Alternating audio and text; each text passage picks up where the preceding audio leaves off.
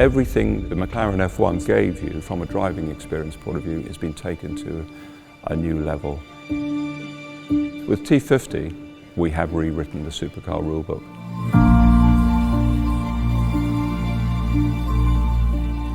The normally aspirated V12, the highest revving engine ever made, the fastest response time, the highest power density of any engine ever made.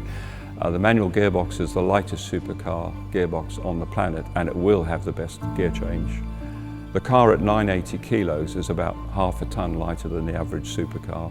And the aerodynamics, we steered clear of having very obvious ducts and aerodynamic forms. And actually the fan has been the element that's allowed us to keep the car pure.